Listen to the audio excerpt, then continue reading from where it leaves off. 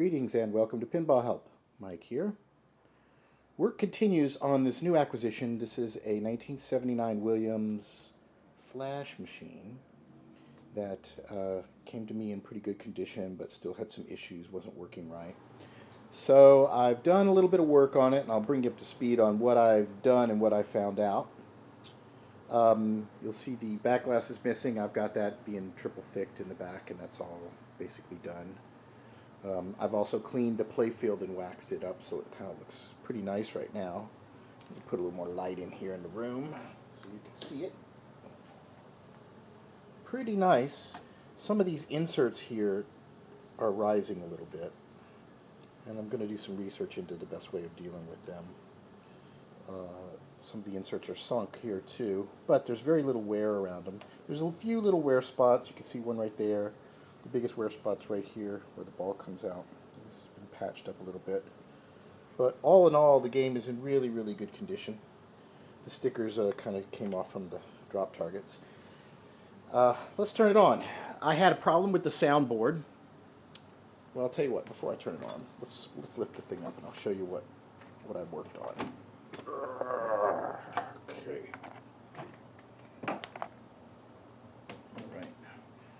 So here's the inside of the cabinet.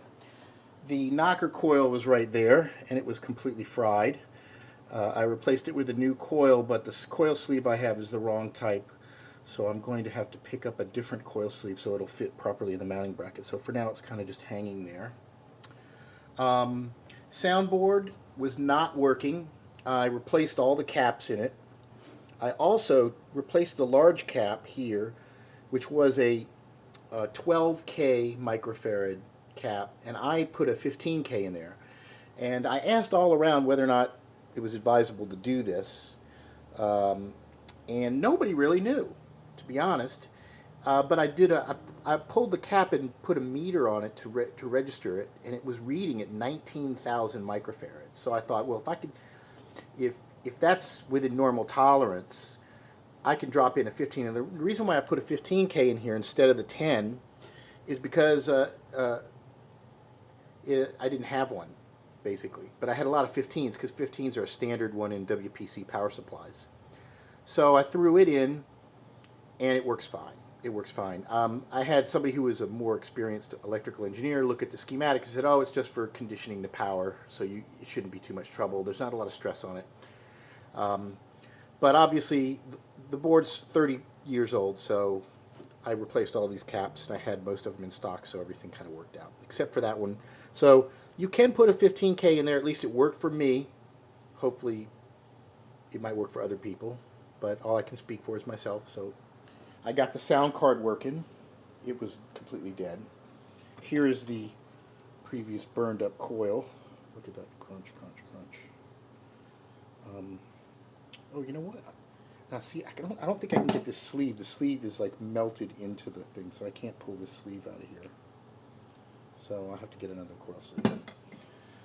So everything seems to be working. There's some odd stuff. You know, when you see a little charring like that, you wonder what's up with that. But this thing does work. Does not seem to, no problems there. This pop bumper thing is not resetting. So let me go through the standard ways in which you test to see whether or not you got a problem with a coil. So while I got the machine open, I'm going to turn it on. Bam. You see, everything comes to life. And hold on, I'm going to grab my little clips. So here's one quick way you can test to see if a coil, if the coil is bad. First, you should put a meter on it to do a reading on it. You want to check, you see this wire, it's a gray wire with a yellow thing on it. So I checked continuity from this all the way up to the thing and measured it. And I should probably talk about how you can check continuity, because it's not always easy unless you cut a wire off. But I'm going to take my little alligator clip and I'm going to clip one side to the rail here in the game. Then I'm going to take the other side, and you see how on the coil there's a heavy side with this heavy gauge wire right here, and then on the other side there's the actual color wire. This is the main power feed right here. It's daisy chained to all the things. So about 20-30 volts DC is running through that at all times, and the driver board shorts this thing to ground, or grounds it, not shorts it, and that's what allows the power to flow through it to energize it. We can simulate what would happen if the driver triggered it by grounding this other lug here. And if you look down, you can see the diode on there, and you'll see the band is always pointing towards the lug where the power feed comes from. Come on, get in focus. Let's see if I can zoom in. Come on, might be too close. Sorry. Anyway, there's a diode there, and the band is on the right side. This is where the power feed is. So if we take our grounded thing and we touch it to the other side right there, it should fire the thing. So let's see. See that? Like that. So we know the coil's working. We know that there's power run to it. So for some reason it's not triggering. It's not triggering somewhere off of the main board. So that's when you begin to start checking stuff in the head of the machine, after you verified that this line here, there is continuity from it all the way up to the top. So, okay, let's put the thing down. So give me a second here. I'm going to turn the machine off, and I'm going to undo that. Drop this head down. Yes, nice and gentle. There we go. So I'll turn the game back on down here. All right. So there's our game. The flashers were out.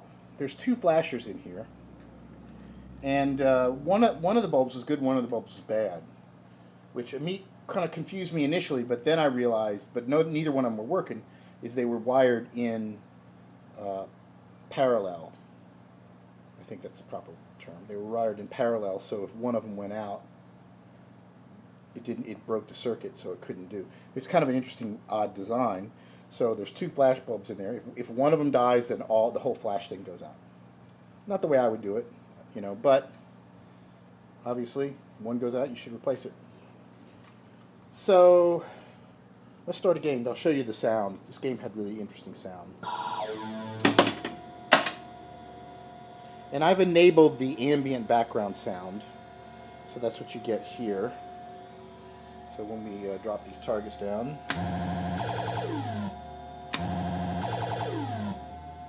see how it gets up higher in pitch?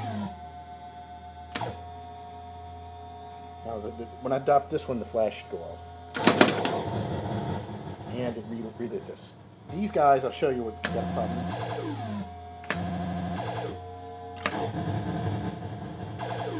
Does not get reset up.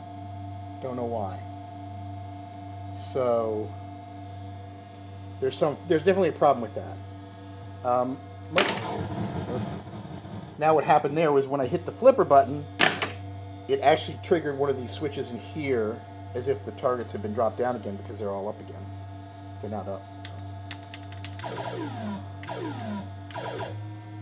Okay. Kind of an anemic flipper there, and then this guy not working at all. So we have one flipper that's completely dead and one that's kind of anemic. So I'm going to be playing around with that, see if I can figure out what's wrong. Other than that, the game seems to be working nicely. We have one display that's out, and it's different from the others, so I don't know if one of them went out and they just stuck this in here. I'll do a little bit more research, but that's no big deal. Okay, let's shut this game off. Alright, now, so where I'm at is, had to find out, trace the wire from the coil that resets this bank all the way up into this box. And I discovered that you can kind of look at the colors and try to find it up here too, but it was this second wire here, this gray with the yellow on it. Okay. Now another way you can do is you can, I'll show you. Take a look at your coil solenoid list. This is where we're having the original Documentation is really good. So this is our solenoid number. So we know solenoid number 4 is the 3-bank drop target reset. We go down here and we see the left kicker is solenoid number 21. So we know solenoid number 4 and number 21. So now let's run to the schematics, take a look at the schematics. So here's a schematic of the driver board. And we look right here, and connector J2J11 is the solenoid drivers, and we see that number 4 is the second one on this connector, which matches up with the color code we're looking at. We look up here, and the special solenoids is 21, so that's that right there. So now we got to find where's the driver transistors for these guys. Okay, here we go. This shows which drivers are for what solenoid. So for solenoid number 4, we know it's this one right here, Q21 and Q20. So that's the pre-driver and then the main driver. Now up here for the special solenoids, on the schematics they're numbered from 1 to 6. But in the game they're 17 to 21. So you got main solenoids 1 to 16, and then the special ones are the other 6. So here number 1 is number 17. So I kind of added some notes here so that number 22 is solenoid number 3, which is this one right down here. So that's my left kicker one, and then this one right here is the reset bank. Okay, so knowing where that is, I pull out my meter and I go over here to the actual driver board, and I've already marked it. See, that's the one right there for the drop target reset, and then there's the kicker one right up there. So I put a meter on these and checked them in circuit, and it looks like there may be a problem with the smaller pre-driver transistor. It's very odd that that one would go out without taking out the larger one. So I don't know exactly what's happened. If there may be some other thing wrong, or this went out and somebody repaired the bigger one and left the little one in, and then they kind of half repaired and didn't fix the problem. I really won't know until I do a little bit more digging. I hate to pull this board off because it has this interconnector right here which connects the driver board to the CPU board, and it's notoriously problematic, so I'm not looking forward to separating this. Every time you separate it, you increase the likelihood that you can crack solder joints and mess up the connection. And when this thing goes, all kinds of weird things happen. So I'm trying to avoid that. But it looks like I'm probably going to have to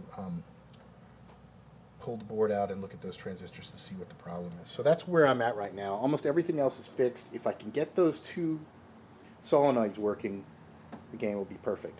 So stay tuned for more. Thanks for watching. Hope this was helpful. Visit the website pinballhelp.com. Thanks.